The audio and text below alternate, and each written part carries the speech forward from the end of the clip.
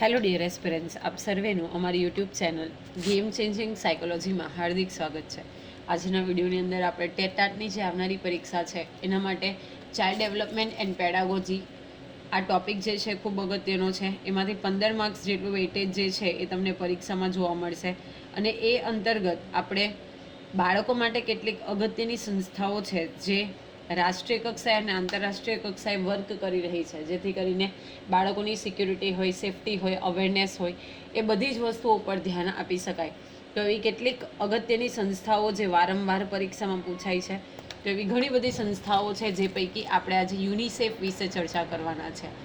તમે ઓલમોસ્ટ જ્યારે TET ટાટના paper જોશો તો યુનિસેફનું ફૂલ ફોર્મ જે છે એ પૂછાતું હોય છે.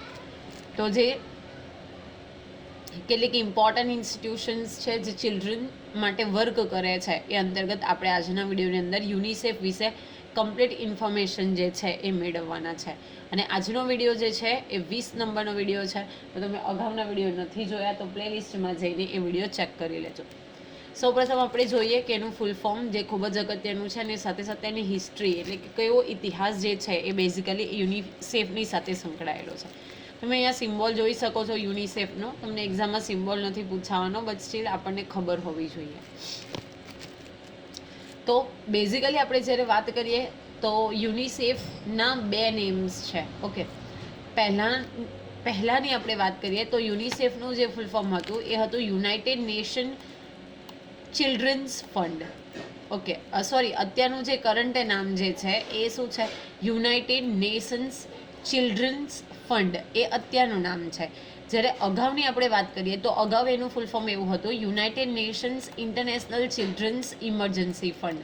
તો અગાઉ યુનિસેફનું ફૂલ ફોર્મ હતું United Nations International Children's Emergency Fund. પણ હવે ફક્ત ને ફક્ત એનું નામ જે છે યુનાઇટેડ નેશન્સ ચિલ્ડ્રન્સ ફંડ સુધી સીમિત કરવામાં આવેલું છે. જોકે હવે ફક્ત તેને યુનાઇટેડ નેશન્સ ચિલ્ડ્રન ફંડ તરીકે ઓળખવામાં આવે છે. હવે તમે એવું નહીં વિચારતા કે આના ઇનિશિયલ જો આપણે લઈએ તો ડિફરન્ટ છે, પણ એનું જે ટૂંકું નામ છે યુનિસેફ એ જાળવી રાખવામાં આવ્યું છે. એટલે ફૂલ ફોર્મમાં ચેન્જ કરવામાં આવ્યો છે. જે શોર્ટ નેમ છે UNICEF A as it is maintain રાખવામાં આવ્યું છે. સ્થાપનાની વાત કરીએ તો 11 ડિસેમ્બર 1946ના રોજ યુનાઇટેડ નેશન્સ દ્વારા એટલે કે યુએન દ્વારા એની સ્થાપના કરવામાં આવી હતી. ઓકે, ક્યારે સ્થાપના થઈ હતી? તો 11 ડિસેમ્બર 1946ના દિવસે 11th ડિસેમ્બર 1946ના દિવસે યુનાઇટેડ નેશન્સ દ્વારા શું કરવામાં આવે છે? એની સ્થાપના કરવામાં આવે છે. હેતુ શું હતો? તમને બધાને ખબર છે કે 1945 સુધી જે દ્વિતીય વિશ્વયુદ્ધ છે એ હાહાકાર મચાવી રહ્યું હતું. સાથે સાથે આપણે જો વાત કરીએ તો જે અમેરિકા છે જાપાનના હિરોશીમા અને નાગાસાકી ઉપર બોમ્બ એટલે કે પરમાણુ બોમ્બ ફેંકે છે. એટલે સેકન્ડ વર્લ્ડ વોરની જે ઇફેક્ટ હતી એ ખૂબ જ ખરાબ હતી. Worst effect we can say, right? તો એનો હેતુ શું હતો? તો બીજા વિશ્વયુદ્ધ પછી યુરોપમાં વિનાશથી પ્રભાવિત થયેલા બાળકોને તાત્કાલિક સહાય પૂરી પાડવાના હેતુથી શરૂ કરવામાં આવ્યું હતું. જો 1945 સુધી સમહાવ સેકન્ડ વર્લ્ડ વોર હતો ને ત્યાર પછી પણ જે કોલ્ડ વોર છે, ઠંડા યુદ્ધ છે એ ચાલતા હતા. એટલા માટે જે આ સેકન્ડ વર્લ્ડ વોર છે એના ઇફેક્ટથી યુરોપના જેટલા બાળકો હતા કે જે આ વિનાશથી પ્રભાવિત થયેલા હતા, ડિસ્ટ્રક્શન હતું એમની ઉપર, તો એને શું કરવાનું હતું? તાત્કાલિક સહાય પૂરી પાડવાના હેતુથી આજે United Nations International Children's Emergency Fund એટલે કે યુનિસેફની સ્થાપના કરવામાં આવી હતી. હવે અત્યારે પ્રેઝન્ટ ધ્યેય જોયું ત્યારે તો 1946નો સમય હતો એટલે કે સેકન્ડ વર્લ્ડ વોરને કારણે જે તાત્કાલિક સહાય પૂરી પાડવાનો હેતુ હતો. પણ અત્યારનો વર્તમાનનો એટલે કે કરંટ ગોલ શું છે? તો વિશ્વના સૌથી વધુ વંચિત અને જોખમમાં મુકાયેલા બાળકોના જીવને બચાવવા અને તેમના અધિકારોનું રક્ષણ કરવા કાર્ય કર્યું. તો આપણે વર્તમાન ધ્યેયની વાત કરીએ એટલે કે પ્રેઝન્ટ ગોલની વાત કરીએ તો વિશ્વના જે સૌથી વધુ વંચિત છે, ઓકે, અને સાથે સાથે જે જોખમમાં મુકાયેલા બાળકોનું જીવન બચાવવું અને તેમના જે અધિકારો છે, રાઇટ્સ છે, એનું રક્ષણ કરવા માટે બેઝિકલી આ યુનિસેફ જે છે હાલમાં વર્ક કરે છે. હવે તમને હેડક્વાર્ટર પર પૂછાતા હોય છે તો યુનિસેફનું જે હેડક્વાર્ટર જે છે એ ન્યૂયોર્ક સિટીમાં આવેલું છે. અને ન્યૂયોર્ક તમને બધાને ખબર હશે કે યુએસએ યુનાઇટેડ સ્ટેટ્સ ઓફ અમેરિકાનો પાર્ટ છે. તો એનું હેડક્વાર્ટર ક્યાં આવેલું છે? ન્યૂયોર્ક સિટીની અંદર આવેલું છે. ઓકે, હવે એનું મુખ્ય કાર્યક્ષેત્ર એટલે કે ફોકસ એરિયાઝની આપણે વાત કરીએ તો યુનિસેફનું કાર્ય મુખ્યત્વે બાળ અધિકારો પર આધારિત છે અને એમાં કેટલાક નીચેના જે ક્ષેત્ર છે જેની હવે આપણે ડિસ્કશન કરવાના છે એનો સમાવેશ થાય છે. જો સ્પેશિયલી બાળ અધિકારો ઉપર જ એટલે કે બાળકો માટે વર્ક કરતી સંસ્થા છે તો એનું જે મેઇન ફોકસ એરિયા છે એ કયો છે? બાળકોના અધિકારો છે. તો સૌપ્રથમ આપણે જોઈએ બાળ સુરક્ષા એટલે કે ચાઇલ્ડ પ્રોટેક્શન. તો બાળકોને શોષણ, હિંસા અને દુરુપયોગથી બચાવવા. ઓકે, બાળકોનું શોષણ ન થાય, એક્સપ્લોઇટેશન નહીં થાય, હિંસા, વાયલન્સ એમની સાથે નહીં આદરવામાં આવે અને એમનો દુરુપયોગ નહીં કરવામાં આવે અને એવી જો કોઈક વસ્તુ થાય છે તો એમનાથી એમને પ્રોટેક્ટ કરવા, સેવ કરવા, બચાવવા એ એનું મુખ્ય જે ફોકસ એરિયાઝ છે એમાં આવે છે. નેક્સ્ટ છે આરોગ્ય એટલે કે હેલ્થ. તો પોલિયો અને ઓરી જેવા રોગો સામે રસીકરણ, નવજાત શિશુ સંભાળ અને માતાનું સ્વાસ્થ્ય. તો આ પણ અગત્યનું છે કે જે પોલિયો થાય છે, ઓકે, એટલે પોલિયોનો જે રોગ છે એ અને સાથે સાથે મિસલ્સ જે છે, ઓરી છે, તો એવા રોગોની સામે રસીકરણ પ્રોવાઈડ કરવું. ઓકે, જે નવજાત શિશુ છે એ અને માતાનું પણ સ્વાસ્થ્ય જાળવવું એ પણ યુનિસેફના જે ફોકસ એરિયા છે એનો જ એક ભાગ છે. નેક્સ્ટ છે પોષણ એટલે કે ન્યુટ્રિશન. તો કુપોષણ સામે લડવું અને સ્વસ્થ આહારને પ્રોત્સાહન આપવું. જે માલ ન્યુટ્રિશન છે એની સામે, કુપોષણની સામે લડવાનું અને સાથે સાથે સ્વસ્થ આહાર, ઓકે, જે સંતુલિત સ્વસ્થ આહાર બાળકોને મળે એ માટે પ્રોત્સાહન આપવું એ એનો ફોકસ એરિયાની અંદર આવે છે. નેક્સ્ટ છે શિક્ષણ, એડ્યુકેશન. તો તમામ બાળકોને ગુણવત્તાયુક્ત પ્રાથમિક શિક્ષણ મળે તેની ખાતરી કરવી. જો ખૂબ અગત્યનું છે કે એટલીસ્ટ 1 to 8 સ્ટેન્ડર્ડ એટલે કે જે પ્રાઇમરી એજ્યુકેશન દરેક બાળકને મળે અને એ પણ કેવું ગુણવત્તાયુક્ત એટલે કે ક્વોલિટી વાળું એજ્યુકેશન મળે, પ્રાઇમરી એજ્યુકેશન એ જોવાનું અને ખાતરી કરવાનું એ એનું ફોકસ એરિયાઝ છે. નેક્સ્ટ છે પાણી, સ્વચ્છતા અને સફાઈ. તો વોશ, એમાં વોટર, સેનિટેશન અને હાઇજીન. તો સ્વચ્છ પીવાનું પાણી અને સ્વચ્છતાની પૂરી સુવિધાઓ પૂરી પાડવી. ઓકે, પાણી તો પૂરું પાડવું, સાથે સાથે સેનિટેશન, સ્વચ્છતા અને હાઇજીન એટલે કે સફાઈને લગતી જે સ્વચ્છતાની સુવિધાઓ છે એ પૂરું પાડવાનું કામ પણ કોનું છે? એ યુનિસેફનું છે. નેક્સ્ટ છે કટોકટીમાં રાહત એટલે કે ઇમરજન્સી રિલીફ. તો કુદરતી આફતો, યુદ્ધો અને અન્ય કટોકટીમાં બાળકોને તત્કાલિક સહાય પૂરી પાડવી. ઓકે, શું છે કે જે કટોકટી છે, ઇમરજન્સી છે, તો એમાં રિલીફ આપવી, રાહત આપવી. એમાં કુદરતી આફતો હોય એટલે કે નેચરલ કેલેમિટી છે, યુદ્ધ છે, વોર છે અને બીજી અન્ય કેટલીક ક્રાઇસિસ છે, ઇમરજન્સી ક્રાઇસિસ, તો એમાં બાળકોને તરત જ, ઓકે, તાત્કાલિક સહાય પૂરી પાડવી એ એનું મુખ્ય કાર્ય છે. તો બેઝિકલી આપણે જોઈએ તો જનરલી બાળકો નો શોષણ નહીં થાય, એની પર હિંસા, દુરુપયોગ એમનું નહીં કરવામાં આવે, એમનું આરોગ્ય સુધરે, પોષણયુક્ત ખાવાનું મળે, સાથે શિક્ષણ મળે, પાણી છે, સ્વચ્છતા છે, સફાઈ છે અને બીજી અન્ય કેટલીક પરિસ્થિતિઓ છે તો એમાં એમને ઇન્સ્ટન્ટ સહાય મળે, તાત્કાલિક સહાય મળે એ જોવાનું કામ યુનિસેફનું છે. હવે આપણે ભારતના પરિપ્રેક્ષ્યમાં યુનિસેફ સાથેનો સંબંધ આપણો કેવો રહ્યો છે તો એની વાત કરીએ. તો ભારતમાં યુનિસેફ 1949થી કાર્યરત છે અને તે ભારત સરકારની વિવિધ યોજનાઓમાં સહયોગ આપે છે. So somehow we are engaged in UNICEF from 1949 અને ઘણી બધી એવી યોજનાઓ છે એમાં શું કરે છે? આપણને સહયોગ પણ એ આપે છે. કઈ કઈ વસ્તુઓ સાથે અને કયા મિશન સાથે યુનિસેફ જે છે ભારતના પરિપ્રેક્ષ્યમાં સંબંધ ધરાવે છે?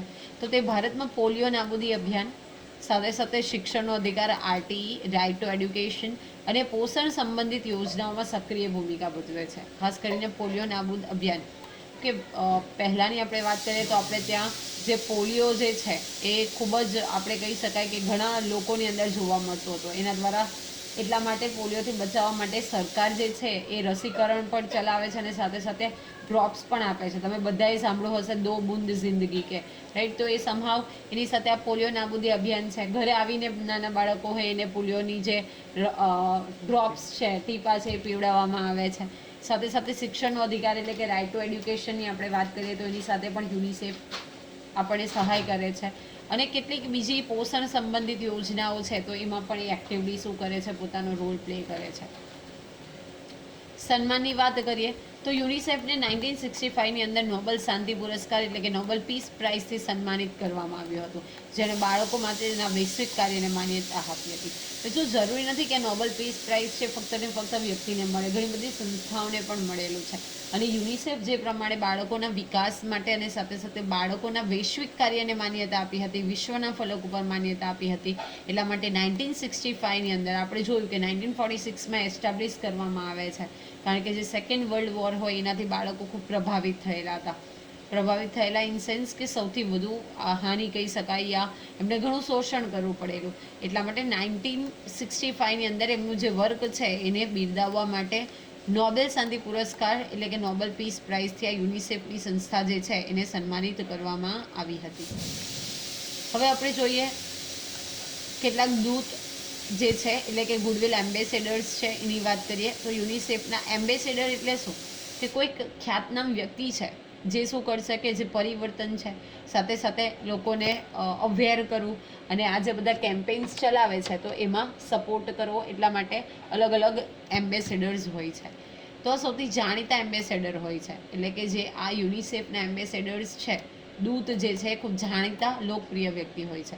તેઓ કલા, રમતગમત, મનોરંજન અથવા અન્ય ક્ષેત્રના વિશ્વવિખ્યાત વ્યક્તિઓ છે. ઓકે, કલા છે એટલે કે આર્ટ છે, રમતગમત, સ્પોર્ટ્સ છે, મનોરંજન, એન્ટરટેનમેન્ટ અથવા તો અન્ય કેટલાક ફિલ્ડ્સ છે જેની અંદર એ વ્યક્તિઓ કેવા છે તો વિશ્વવિખ્યાત વ્યક્તિઓ હોય છે.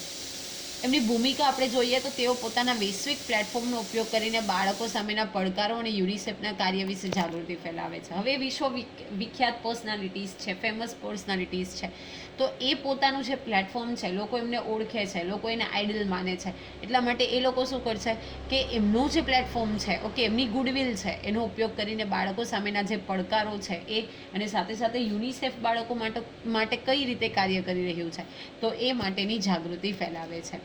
નેક્સ્ટ, તેઓ બાળકો માટે ફંડ એકઠું કરવામાં મદદ કરે છે. હવે જ્યારે ફંડ કલેક્ટ કરવાનું છે, પૈસા કલેક્ટ કરવામાં છે તો આ ગુડવિલ છે, ઓકે, એમની જે રેપ્યુટેશન છે બહુ સારી છે, લોકો ફોલો કરે છે, તો જ્યારે એ લોકો અપીલ કરશે તો એ ફંડ એકઠું કરવામાં પણ યુનિસેફને મદદ કરે છે. નેક્સ્ટ, તેઓ વિશ્વના વિવિધ દેશોની મુલાકાત લઈને બાળકોના જીવનમાં પરિવર્તન લાવવાના પ્રયાસોને સમર્થન આપે છે. જે એમ્બેસેડર્સ છે એ શું કરશે, વિશ્વના વિવિધ દેશો છે એની મુલાકાત લેશે અને બાળકોના જીવનમાં પરિવર્તન લાવવા માટે જે યુનિસેફ કાર્ય કરે છે તો એને શું કરશે, સમર્થન આપશે. હવે વિશ્વ સ્તરના જાણીતા કેટલાક ગુડવિલ એમ્બેસેડર્સ છે જેના ઉદાહરણો અહીંયા આપેલા છે. તો પહેલું છે ડેવિડ બેકહામ, જે પોતે ખૂબ જ રેપ્યુટેડ ફૂટબોલ રહી ચૂક્યા છે. પ્રિયંકા ચોપરા જોનસ, જે અભિનેત્રી છે, ભારતીય મૂળના છે. ઓકે, તમને ખબર હશે તો અત્યારે જે પ્રિયંકા ચોપરા છે એને એમ્બેસેડર તરીકે વર્ક કરી રહ્યા છે. મિલી બોબી બ્રાઉન, લિયોનેલ મેસી જે છે એ પણ પોતે ફૂટબોલર છે. તો આ બધા જે છે એ વિશ્વના ફલક ઉપર ખૂબ જ રેપ્યુટેડ પર્સનાલિટીઝ છે, ખૂબ વિખ્યાત વ્યક્તિઓ છે, તો એમની શું કરવામાં આવી છે, એમ્બેસેડર તરીકે નિયુક્તિ કરવામાં આવી છે. હવે ભારતમાં યુનિસેફના મુખ્ય એમ્બેસેડરની વાત કરીએ તો આયુષ્માન ખુરાના, તો તેઓ ભારતમાં યુનિસેફના નેશનલ એમ્બેસેડર છે. જો નેશનલ પૂછે તો આયુષ્માન ખુરાના છે. તેઓ મુખ્યત્વે બાળકોની સામે હિંસા, બાળકોના અધિકારો અને સામાજિક સમાવેશ જેવા મુદ્દાઓ પર જાગૃતિ ફેલાવવાનું કામ કરે છે. તો જે નેશનલ એમ્બેસેડર છે આયુષ્માન ખુરાના છે.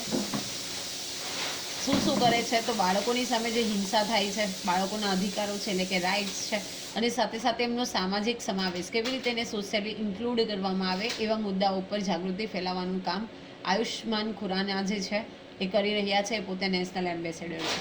પછી છે સચિન તેંડુલકર, તો તેઓ દાયકાઓથી યુનિસેફ સાથે જોડાયેલા છે અને હાલમાં પણ સદભાવના દૂત તરીકે બાળકોના કલ્યાણ અને સ્વાસ્થ્ય માટે કામગીરી કરી રહ્યા છે. તો સચિન તેંડુલકર તમે બધા જ ઓળખતા હશો, એ ખૂબ ફેમસ ક્રિકેટર રહી ચૂક્યા છે, ભારતીય ટીમ વતી રમતા હતા. તો એ સચિન તેંડુલકર જે છે ઘણા દાયકાઓથી યુનિસેફ સાથે સંકળાયેલા છે, જોડાયેલા છે, અને હાલમાં પણ એ શું કરી રહ્યા છે તો બાળકોના કલ્યાણ અને સ્વાસ્થ્ય માટે એમ્બેસેડરના રૂપમાં જે છે એ કામ કરી રહ્યા છે.